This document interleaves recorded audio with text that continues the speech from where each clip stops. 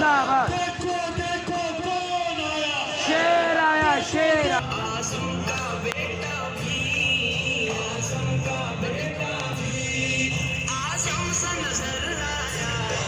ایک شیر لڑ آیا، بے خوف و خطر آیا.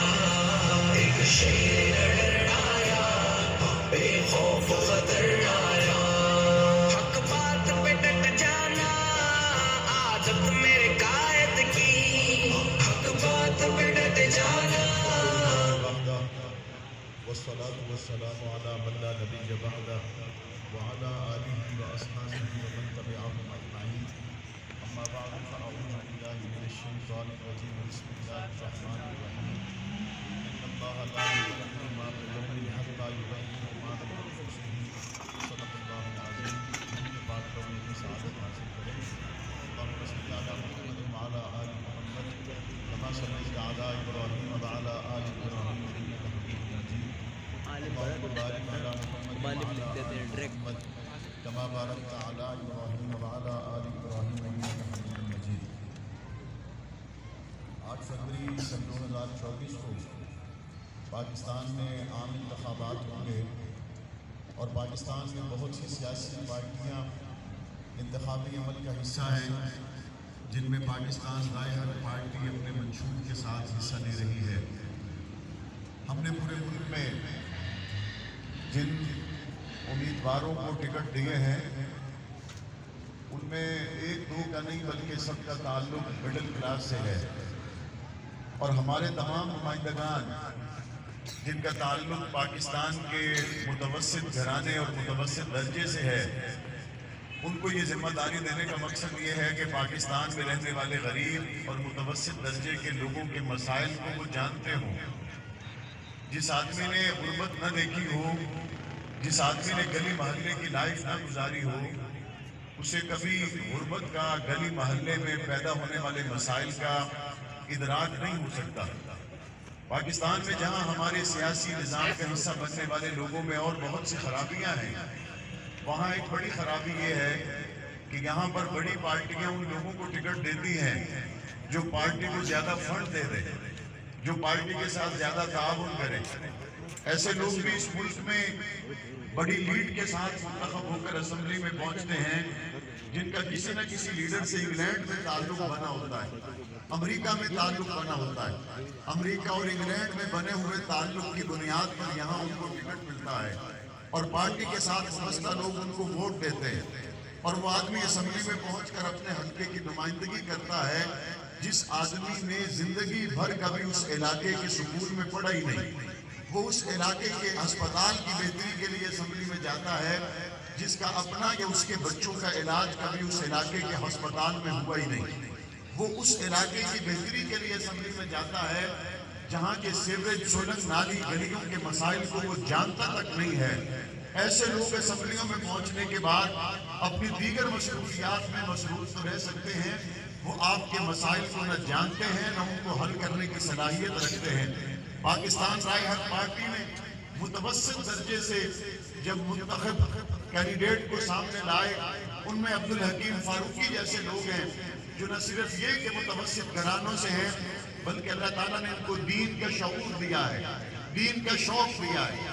ایک آدمی جو پارٹی لیڈرشپ کو جواب دہی کے احساس سے کام کرتا ہے اور ایک آدمی جو اس لیے کام کرتا ہے کہ اس نے قیامت کے دن اپنے نبی کو منہ دکھانا ہے.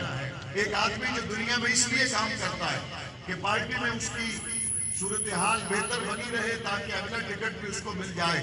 اور ایک دوسرا شخص جو اس لیے کام کرتا ہے کہ میں نے قیامت میں ابو بکر صدیق کے سامنے کھڑا ہونا ہے، میں مسلمان ہوں، میں نے اللہ کی زمین پر اسلام کے نظام کے لیے سیاسی جدوجہد کرنی ہے. ان دونوں لوگوں میں بڑا فرق ہو سکتا ہے لیکن جب انتخابی مرحلے پر میں اور آپ پہنچتے ہیں اس وقت ہماری صورتحال، ہماری ترجیحات یکسر تبدیل ہو جاتی ہیں. ہم 5 سال یہ کہتے ہیں عافیہ صدیقی کو رہا ہونا چاہیے. ہم 5 سال یہ کہتے ہیں ہمارے حکمرانوں نے عافیہ صدیقی کے رہائی کے لیے کردار کیوں نہیں ادا کیا. ہم یہ کہتے ہیں مسجد اقصی رو رہی ہے اور مسجد اقصی کی پکار پر لبیک کہنے والا پاکستان کا صدر وزیر اعظم کیوں نہیں ہے. ہم یہ کہتے ہیں کہ ختم نبوت صحابہ اہل بیت کی تقدیس کا مسئلہ ہے، ہمارے ملک کا صدر وزیر اعظم خاموش کیوں ہے؟ لیکن جب انتخابی مرحلہ آتا ہے اس وقت ہم کیا کہتے ہیں؟ ہم کہتے ہیں ڈاکٹر عافیہ صدیقی تو ہم سے ناراض نہ ہونا، کیونکہ اب تو ہماری پارٹی نے اس کا فیصلہ کر دیا ہے، یہ عافیہ کی بات کرے نہ کرے ہم اپنی پارٹی کے فیصلے کے ساتھ ہیں۔ جب انتخابی مرحلہ آتا ہے پھر سوچ یہ بن جاتی ہے فلسطین کے مظلوموں ہم سے ناراض نہ ہونا، ہم ایک ایسے آدمی کے پیچھے کھڑے ہو گئے جو ہماری برادری کا ہے، جو ہماری قوم کا ہے۔ پھر آپ ایسے لوگوں کے پیچھے کھڑے ہو جاتے ہیں جو کہتے ہیں کشمیر کے مظلوموں اب قیامت میں ہم سے شکوہ نہ کرنا، کیونکہ اس نے الیکشن سے پہلے ہمیں سوئی گیس کا پیپ ڈلوا دیا، کیونکہ الیکشن سے پہلے اس نے ہمیں بجلی کا میٹر دے دیا، کیونکہ الیکشن سے پہلے ہمارے بچے کی سرکاری نوکری کے لیے اس نے ہم سے وعدہ کر لیا۔ جب سرکاری نوکریوں کے وعدے یاد رکھے جائیں گے اور 20 سال سے قید و بند میں صحبتیں برداشت کرنے والی عافیہ صدیقی کو بھول جاؤ گے، جب بجلی کے کھمبے یاد رکھو گے فلسطین کے مظلوموں کو بھول جاؤ گے، جب سوئی گیس کے میٹر یاد رکھو گے اور کشمیر کے مظلوموں اور ختم نبوت کے پہرے داروں کو بھول جاؤ گے تو ٹیکسلا کے لوگوں جرمدار پھر صدر وزیر اعظم نہیں ہے، جرمدار پھر ٹیکسلا کا ہر شخص ہے، جرمدار پھر پاکستان کا ہر وہ فرد ہے جس نے ووٹ کا استعمال کیا، ناموس رسالت کی بجائے اس نے گلی سولن نالی کو سامنے رکھا، فلسطین کے مظلوموں کی بجائے اس نے اپنے علاقے کے گلی کوچے چوک چوراہے کو سامنے رکھا۔ آپ کہیں گے مولانا یہ دینی عنوانات پر اگر کوئی بات کر بھی لے تو ہمارے دنیاوی مسائل کون حل کرے گا؟ کوئی آؤ میں بتاتا ہوں، عقیدے کی بات یہ ہے اللہ نے آسمان کو رونق میرے مصطفیٰ کی وجہ سے دی ہے، اللہ نے زمین پر رونق میرے نبی کی وجہ سے لگائی ہے۔ وہ لوگوں سوچو تو صحیح، اگر اللہ مصطفیٰ کی وجہ سے آسمان و زمین کی رنگینیاں بنا دیتا ہے، مصطفیٰ کا غلام اسمبلی میں پہنچے گا تو تیرا ہسپتال رہ جائے گا، مصطفیٰ کا غلام ایوان میں پہنچے گا تیری گلی رہ جائے گی، سکول رہ جائے گا، کبھی نہیں رہ سکتا۔ آؤ تمہیں جنگ دکھاتا ہوں، اسمبلی میں حرمت اصحاب رسول پر بھی پیڑے دیے ہیں، اپنے جنگ کے بچوں کے لیے یونیورسٹی بھی بنوائی ہے۔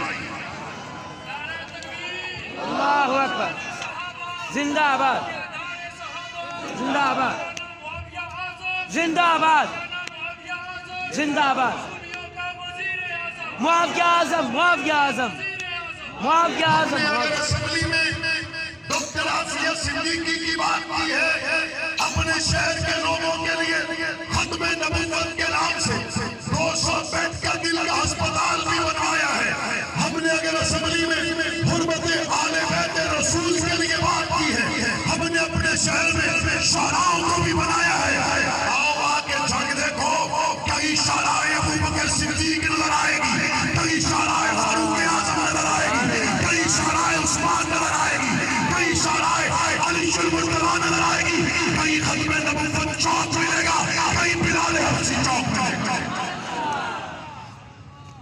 یہ جو پروپیگنڈا ہے وہ جی یہ مذہب کے ماننے والوں کو اگر ووٹ دے دو تو ان کو دنیا داری کا پتہ نہیں۔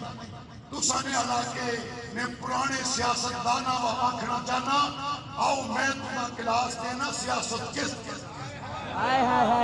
آؤ میں بتاتا ہوں ہسپتال کیسے بنتے ہیں، آؤ میں بتاتا ہوں روڈیں کیسے بنتی ہیں، آؤ میں بتاتا ہوں گلیاں کیسے بنتی ہیں۔ اگر نہیں آ سکتے تو چلو یہیں پر ٹپس دے دیتا ہوں، گلی محلہ سولنگ نالی ہسپتال تب بنتا ہے جب اسمبلی میں گنبد خطرہ کی بات ہو، جب بندہ نبی کا ہو جائے۔ رب کو اپنے نبی سے بڑا پیار ہے، رب کو اپنے نبی سے بڑا پیار ہے، وہ جو نبی نال محبت کرے تو محبت کرنے والے ہمارے رب گلا چھوڑ دینا، ایسا کبھی نہیں ہوتا۔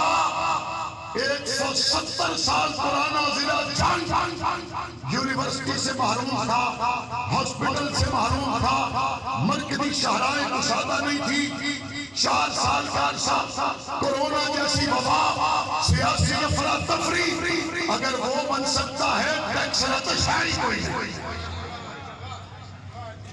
اور اگلی بات آپ کہیں گے مولانا صاحب نئی پارٹی ہے، بڑے گروپ آپ کے ساتھ نہیں ہیں، بڑے جتھے طاقتور لوگ آپ کے ساتھ نہیں ہیں۔